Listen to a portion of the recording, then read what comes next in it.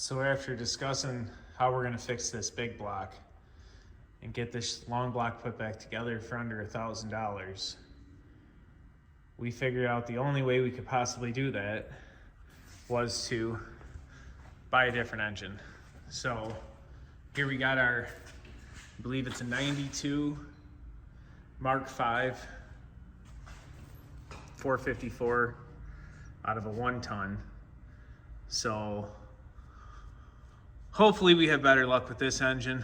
It was supposedly running and driving. It came from a scrap yard where they don't catalog parts, they only just scrap them. And you can see they took a torch and literally cut everything out with a torch, including the wiring harnesses and the transmission cross member, drive shafts. So they cut it out of a truck with a bad frame.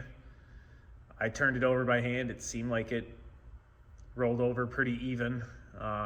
Before I disassemble it and pull the tranny off, I'm actually going to hook up a battery and do a compression test just to verify that hopefully we got a good engine. And we also got to score the serpentine drive system. So that's kind of a nice advantage to be able to go to the serpentine belt versus the V belts. We were looking at spending about $700 on pulleys. Obviously they'd be a lot shinier, but budget build, you don't have to have chrome. It's just got to run and run good. So it should do everything we want it to do. I'm going to get a battery hooked up to it, pull some of the stuff off, and we're going to do some compression testing. All right, my first test to check and see the integrity of this motor is I'm going to roll it over with a high current probe attached to the battery cable, and I'm going to see what kind of relative compression I get when it's cranking.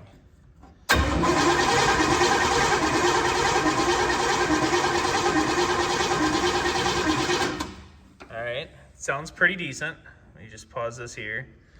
As you can see, I have 1, 2, 3, 4, 5, 6, 7, 8, and then the pattern repeats. So it looks like there's 2 cylinders with a little higher compression, and then these are all really even. What we're looking for is if there was a big dropout where there was less power, that would show a cylinder that was losing lots of compression. But from what I can see here, the pattern looks pretty good, especially because it was sitting. You know, the 2 higher compression cylinders may have had the valves completely closed while it was sitting, while the other ones were slightly open, so the lifters are bled down. But from here, that looks pretty decent. I'm gonna go ahead and pull a plug out to make it have no compression, and I'll do the same test so you can see what it looks like if there was a bad cylinder. All right, and so I removed one of the plugs, which, as you can see, I got an exhaust gasket leaking on it, and they had E3s. I don't know if I can get it to focus in. Anyway, it was one of the, like a performance style plug, but the exhaust manifold was definitely leaking. So this is with 1 cylinder plug removed.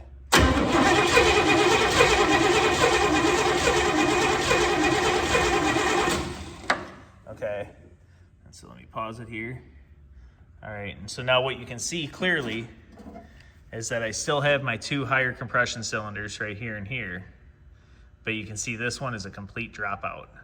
And so we start here, we got 1, 2, 3, 4, 5, 6, 7, and then this cylinder makes no compression.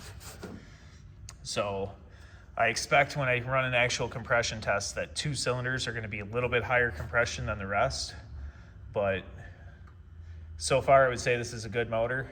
I'm going to go ahead and tear off all of the spark plug wires, pull the air cleaner off of it, and I'll do a conventional compression test just to make sure that I don't see a problem with anything.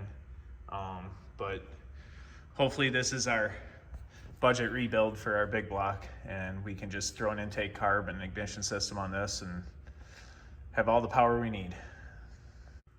All right, and I got the compression tester screwed into the block.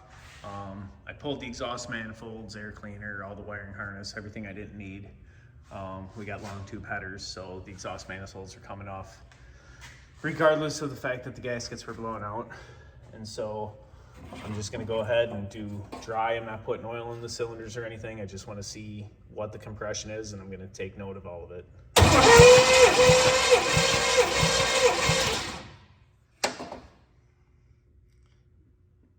There's cylinder 1. So I'm gonna go through and do the rest of them. All right, so I got the compression test done, and this is what the numbers came up with. So we had the firing order of 1, 8, 4, 3, 6, 5, 7, 2. And as you can see, my 2 higher compressions that were right next to each other must have been 8 and 4. So these were the 2 higher ones, but there was another higher one here, but it didn't show up. I think it was because these 2 are right next to each other. Either way, the compression's pretty even. I would say we got a great motor. Yeah, the only problem I saw with the spark plugs is that, I don't know if I can get zoomed in here enough with this. Nope, hang on.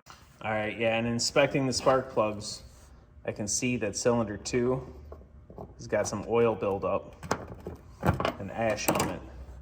The rest of the electrodes don't look too bad. Like I said, these are an E3 spark plug. Not something I've ever really used, but I've heard of them. It's supposed to be like performance. So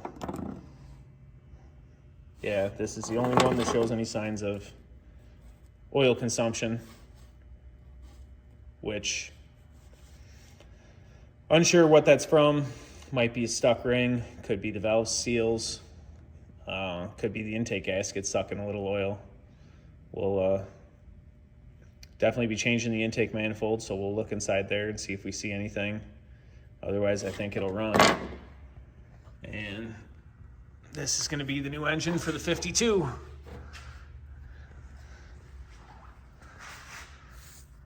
All right.